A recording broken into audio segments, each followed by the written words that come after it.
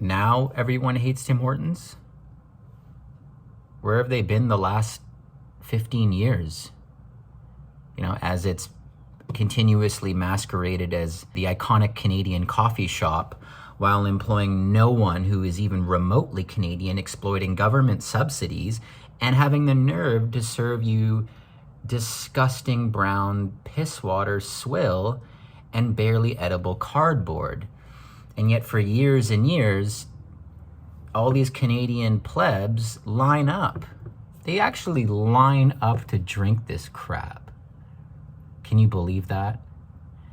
And, you know, I really, really don't want to be Mr. like, I told you so, or like, I knew it before anyone did. But I want to use Tim Hortons as an example of the issue with this country and the people within it. The problem is that nobody picks their head up and notices till something is at its most extreme.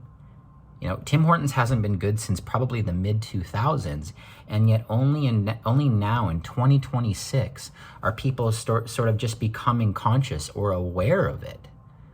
You know, like, it's like, hello, you know, you guys have been implicitly supporting and condoning, you know, a TFW scam factory serving barely drinkable crap for the last 20 years. And, you know, the excuse was, well, it's close, and well, there's nowhere else to go, and nobody took a stance. Nobody took a stance against exploitation or a stance against coffee.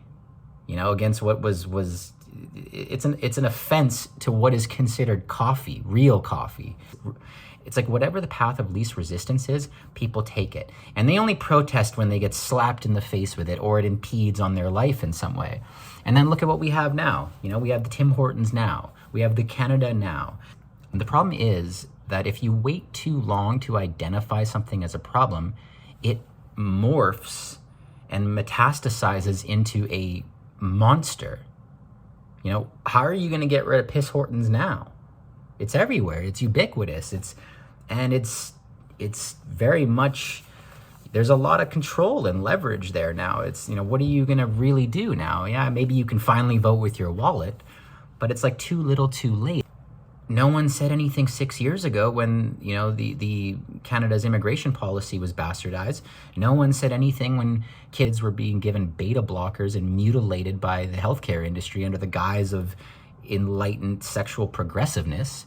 You know, no one said anything against all the endless amounts of government overreach and the enshittification of Canada and the poor capital expenditure and the sad lack of reinvestment into the country. No one says anything ever until it's too late. People need to start using these things as an example to pick their head up out of the sand sooner before it's too late to reverse the damage.